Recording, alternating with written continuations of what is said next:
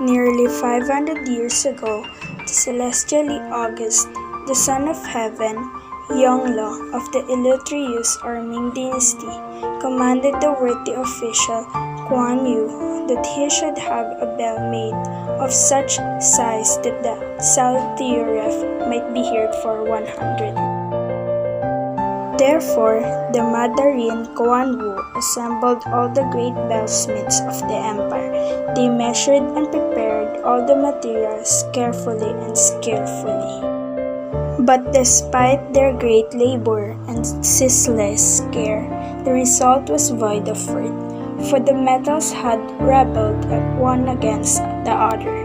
Therefore, everything had to be done once again. The Son of Heaven heard and was angry but spoke nothing. A second time the bell was cast and the result was even worse. Still, the materials won't blend with each other and there was no uniformity on the bell. The process then will be repeated for the third time. The Son of Heaven heard and was angrier than before. He wrote these words and sent to the men. From the mighty Yongle, the sublime Trizha, the celestial and august, whose reign is called Ming, to Guan Wu, the fleet. Twice thou hast betrayed the trust we have designed graciously to place in thee. If thou fail a third time in fulfilling our command, thy head shall be severed from thy neck. Tremble and obey. Now Guan Yu had a daughter of dazzling loveliness inside and out, named Macogay. When she saw the awful yellow missive with the dragon seal, she fainted away with her fear for her father's sake.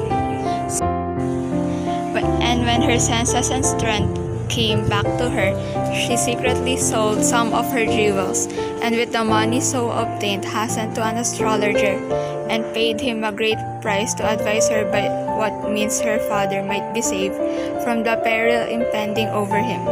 After a long silence, he made an answer to her, saying, Gold and brass will never meet in wedlock, silver and iron will never embrace, until the flesh of a maiden be melted in the crucible, until the blood of a virgin be mixed with the metals in their fusion. So Macogay returned home sorrowful at heart, but she kept secret all that she had heard and done. At least came the awful day when the third and last effort to cast the great bell was to be made, and Macogay, alongside her waiting woman, accompanied her father. They took their places upon a flat platform overlooking the toiling of the molders and the lava of liquefied metal. The workmen fixed their eyes upon Guan Yu as Guan Yu prepared to cast the sign. But before he even lifted his finger, a cry caused his head to turn, and all heard the voice of Macogay, sounding sharply sweet as the birds song above the great thunder of the fires. For thy sake, O my father. And even as she cried, Macogay leaped into the white flood of metal. The father of Macogay, wild with grief, would have leaped in after her, but the strong man kept firm grasp upon him, and the serving woman of Macogay stood still, holding in her hands the shoe of her beautiful mistress, for she had sought to grasp Macogay by the foot as she leaped, but had only been able to clutch the shoe. But in spite of all these things, the command of the celestial and august had to be obeyed, and the work of the molders to be finished, hopeless as the result might be. But when the metal had gone cold, the bell was found to be beautiful to look upon, and was perfect in form. It was wonderful in color above all other bells, and there was no trace of Macogay's body, for it was absorbed by the precious metals. And when they rang the bell, its tones were found to be deeper, mellower, and mightier than any other bell.